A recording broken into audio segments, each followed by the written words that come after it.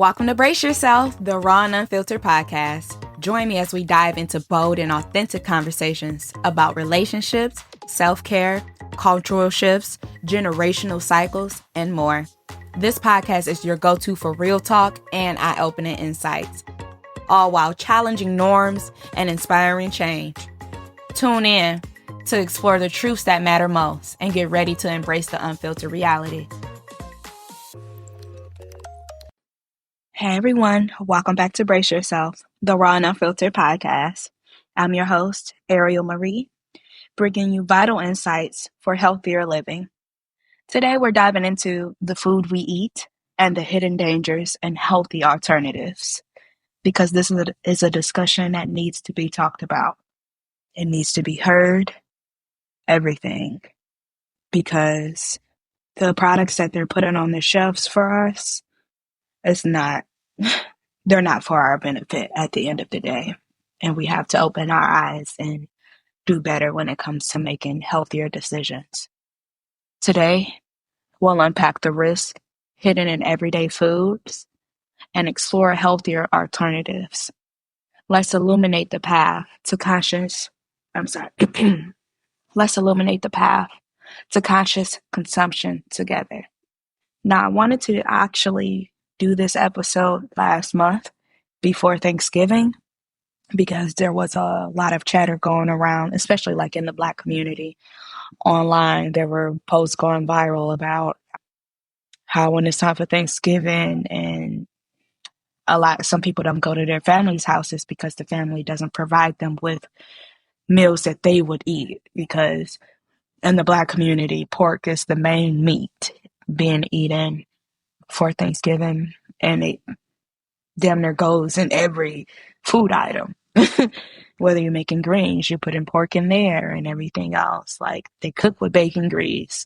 So, especially throughout our history, pork has been a staple in the Black community.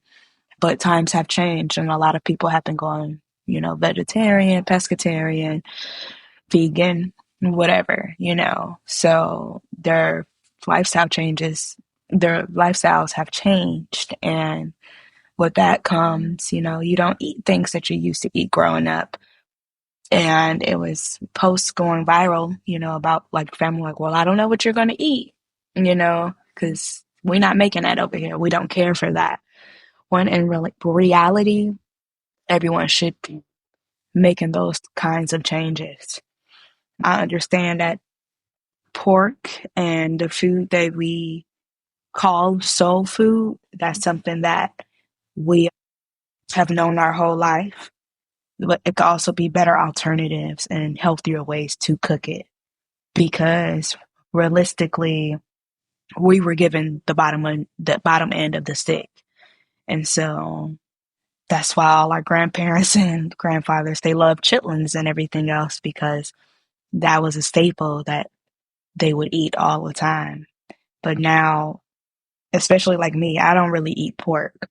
One, I didn't grow up eating pork because my dad's side is Muslim, so pork wasn't even allowed in the household.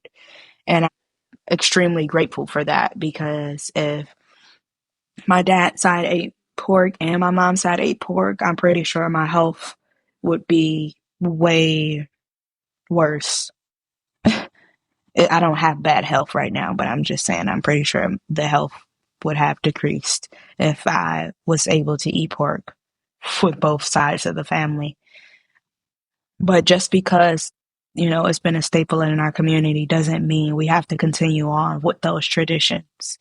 We don't have to take away from our ancestors making something out of nothing, because they did every time. They always make something out of nothing. That's why they were able to create these beautiful and delicious soul food dishes. But we don't need to have that be our main diet and source of food. We have to change that. Like, okay, Thanksgiving, that's fine. Pig out. But we don't need to be doing that all year. Every weekend, every single day. And I did want to make this episode around Thanksgiving. But one, I wanted to give myself time with my family. And two, I wanted to give everybody, their time to just enjoy their soul food because I love soul food. Soul food is my favorite food to eat. It is because you taste the love, you taste the soul in it, but it's not good for us, you know. So you just you just have to balance it out, because it's hard to just eat and try to find things that are solely good for us. It's going to be something that's in there that's bad, and you just have to pick and choose what you'll rather deal with, because once or twice a year won't hurt. But still, like, regardless, this is a underlying issue that we have to get together. I apologize if, excuse me, I'm a bit quiet and stuff today. I wouldn't even say like it's like a little cold, but my body is trying to like have a little cold, but I've been fighting it off. I made some cough syrup earlier. I'm currently drinking my ginger tea. Feeling much better, but I am a bit congested, so this will be a slow road today instead of all the hyper energy that you guys are used to hearing me on these episodes.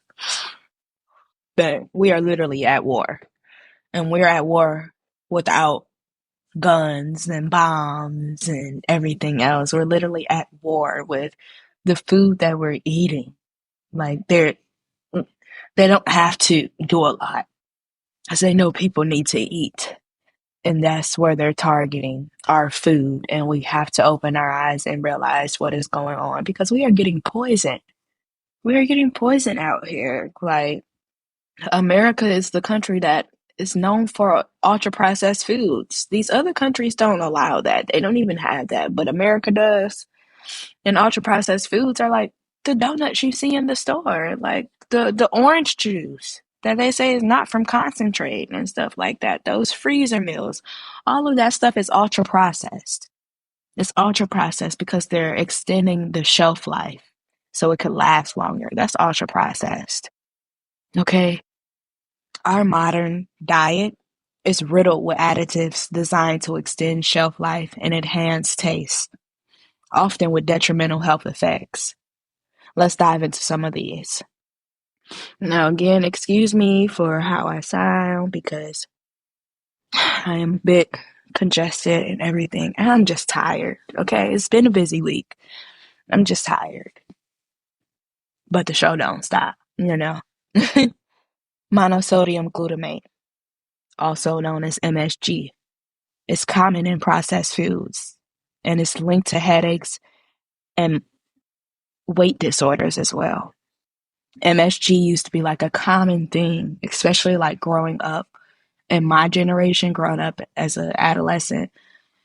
That was like the main thing. And I remember when MSG became such a big thing and they started banning it, taking it out of our foods and everything. McDonald's and all of them used to use MSG.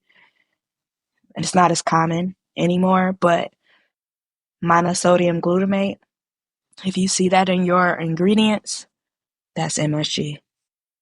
Look out for that. We also have artificial phosphates, which are also found in fast foods, and they're linked to kidney damage and cardiovascular issues. Artificial phosphates.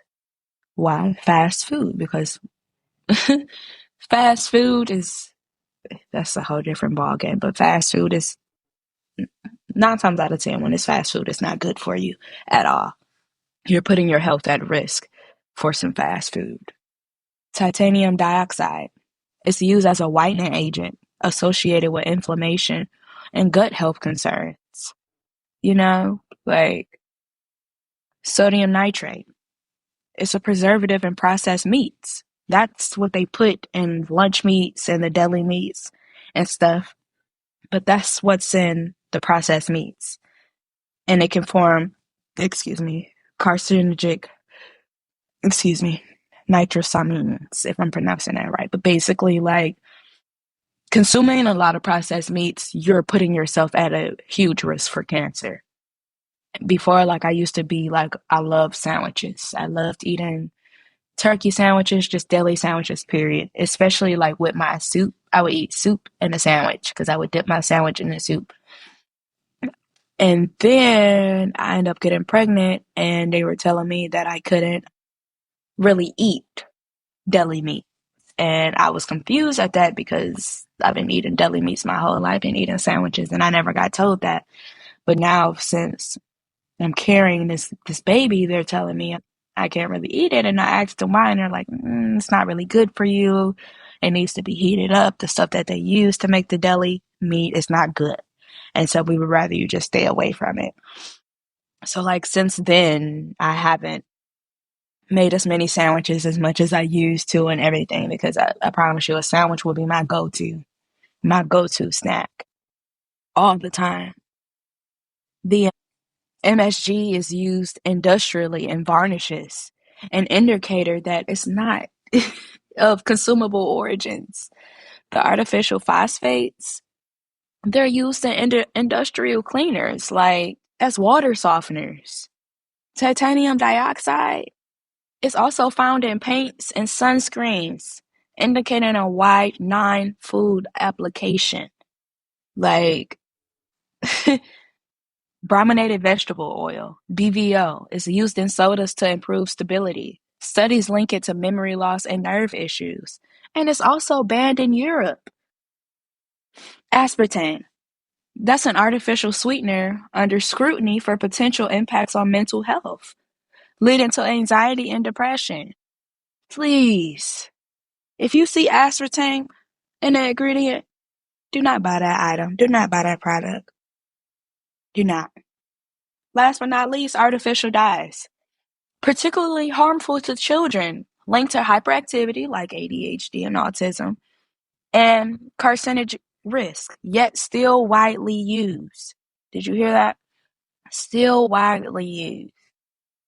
Red number 3 is under scrutiny for health risk in 2024. Literally, they were talking about red number 3 this year, talking about banning it and everything. That literally just supposedly, and I'm doing my air quotation marks, just got banned.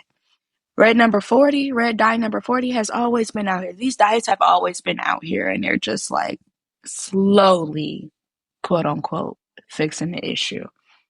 But red dye number 40 causes DNA damage, colonic inflammation, like, and you know who has red 40 and red number 3 in their items and products? Skittles, Twizzlers, Doritos, Coca-Cola, Dr. Pepper, 7 Up, Gatorade, Pepsi, Hawaiian Punch. And that's just to name a few.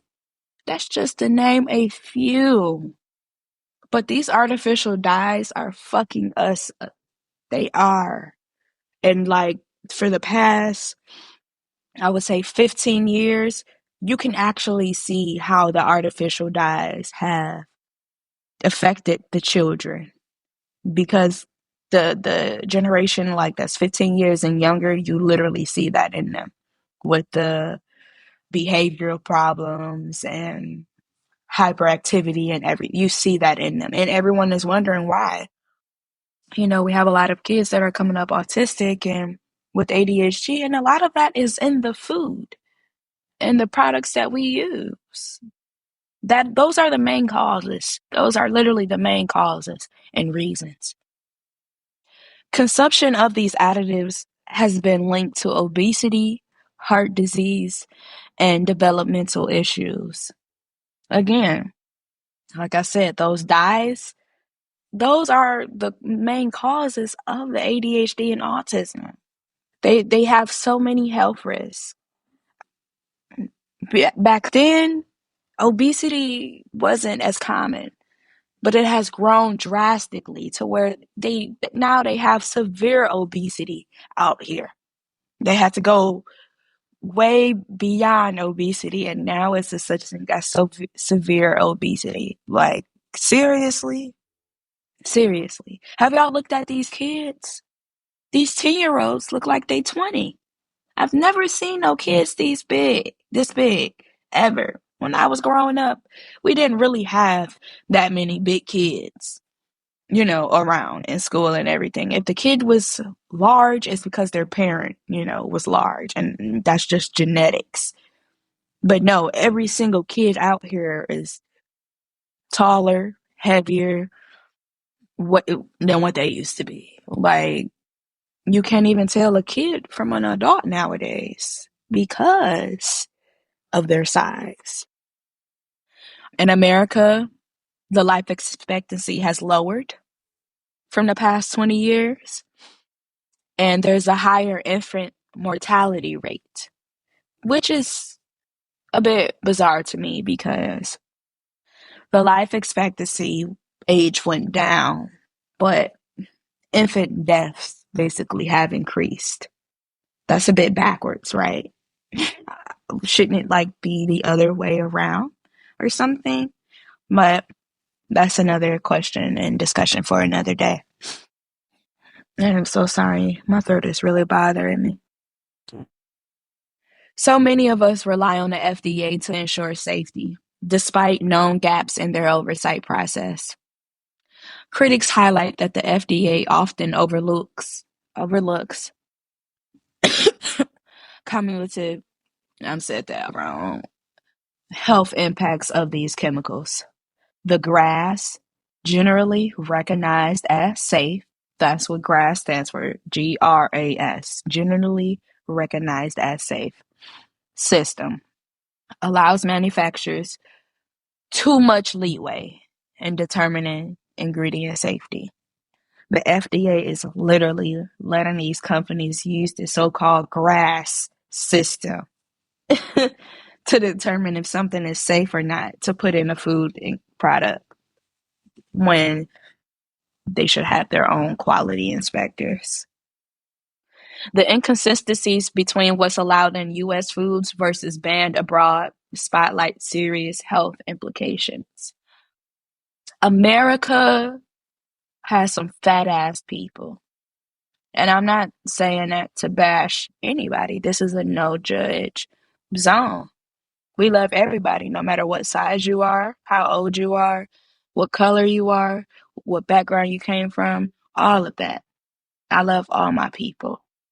But America is the home of the obese people and everything else. Yeah, you might go to these other countries and see maybe one or two, a few while you're over there, but no, you're not seeing it constantly. Every 5 people, you see someone that's obese or extra. You're not seeing that because those countries aren't even allowing those type of products to even come over there to make their citizens that size and that way.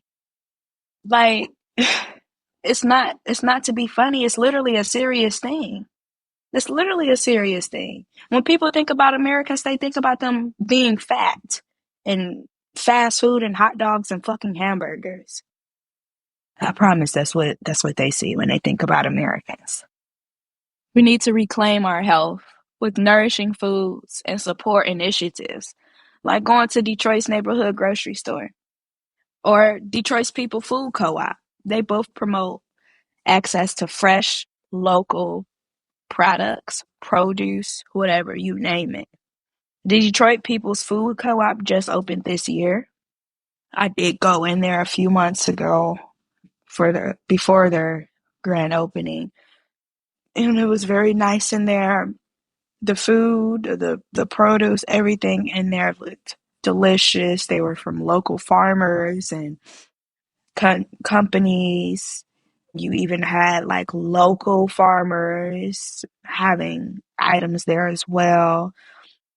So that was a big step for Detroit because if you actually pay attention, you will notice that in in the hood there may be some grocery stores, but they don't have good choices in those grocery stores. You're not going to find a lot of healthy choices and a lot of organic shit and a lot of fresh items in these grocery stores.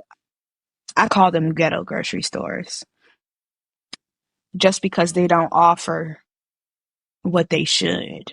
They're literally promoting all the fucking junk food and the cancerous and high blood pressure and diabetes driven food to you when you go in those grocery stores.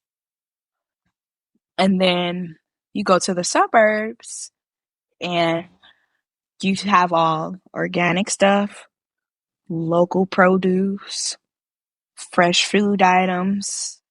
You know, it smells nice in there. It doesn't smell like dirty mop water. It smells like, they're actually in there cleaning stuff, making sure there's no mold.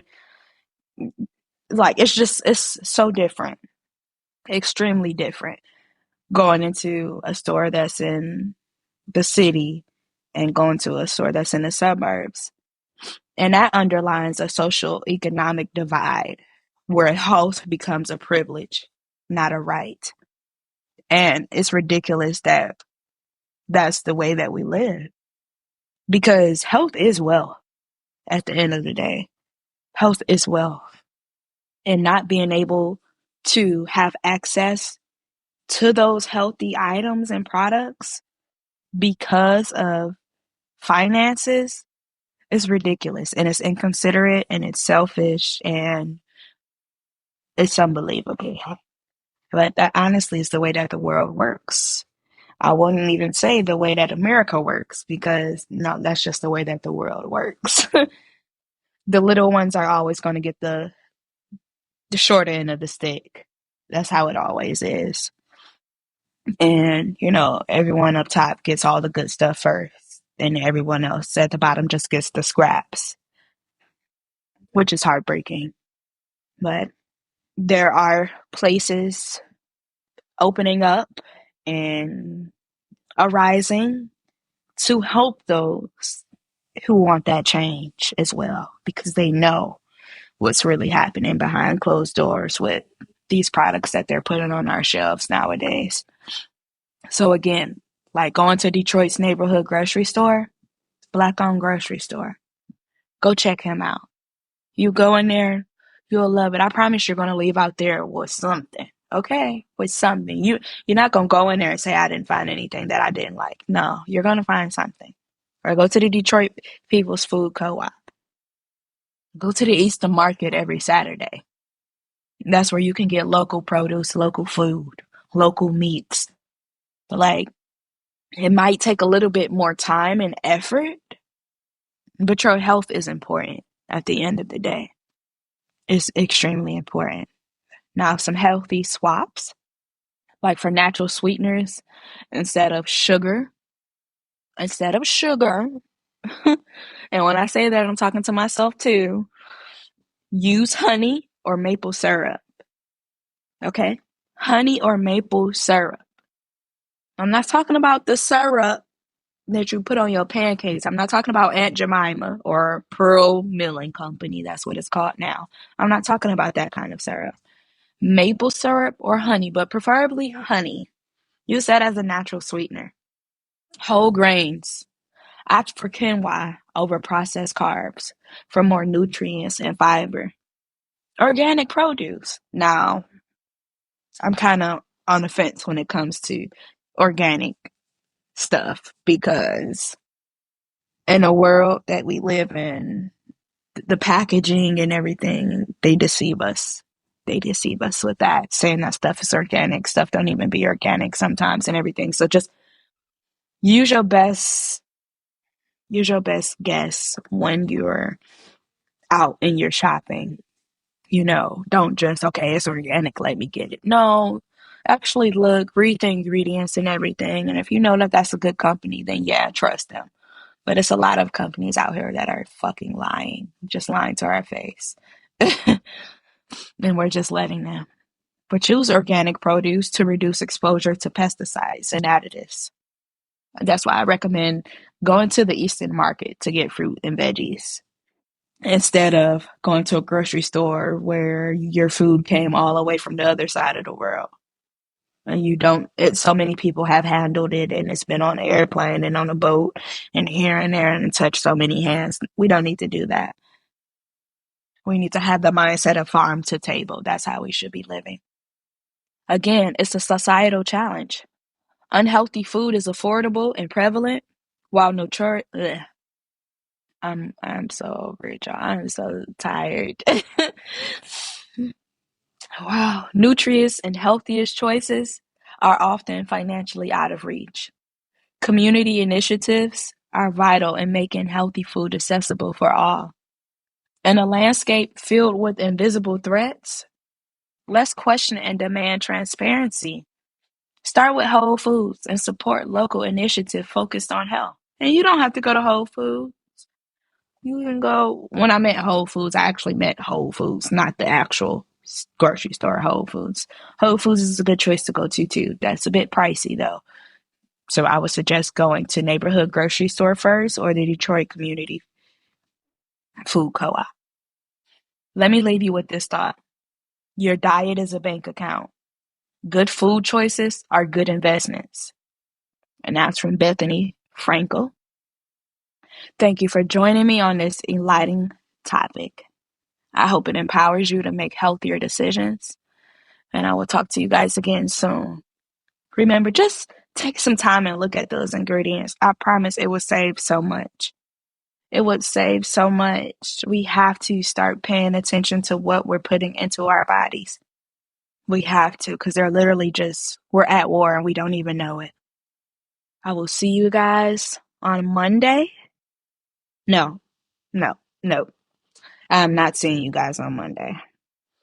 I'm going to take that time to myself because I am extremely tired and I need a vacation. So what I'm going to do is I will drop a little short motivational snippet for the first of the year. And then I'll also do an episode Friday. But do not expect an episode on Monday. I love y'all. I know some of y'all rely on Monday motivation, but I need a break. I am human. And it was just a lot for me to even record this audio for you guys because of how I'm feeling.